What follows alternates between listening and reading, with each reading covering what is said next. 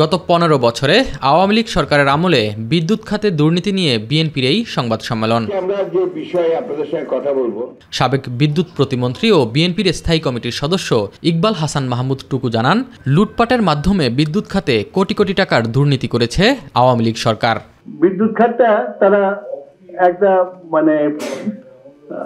একটা ব্যবসার খাত বানিয়ে ফেলেছিল এবং তারা বুঝতে পেরেছিল এই খাত থেকে কুইক মানি বানানো যায় এবং কোনো হিসাব না দিয়ে তারা কিভাবে কন্ট্রাক্ট গুলো করেছে এটা তো পাবলিক করেছে। আমি তো মনে করি যে বর্তমানে অন্তর্বর্তী সরকারের প্রথম কাজ হলো জনগণের কাছে এই কন্ট্রাক্টগুলো উন্মুক্ত করে দেওয়া। বিএনপি মহাসচিব মির্জা ফখরুল ইসলাম আলমগীর জানান, ক্ষমতায় গেলে আওয়ামী লীগ সরকারের আমলে হওয়া সকল চুক্তি পুনর্বিবেচনা করা হবে এবং রিভিউ করে আমরা সেই হিসাবে যেটা প্রয়োজনীয় সে ব্যাপারে ব্যবস্থা নেব।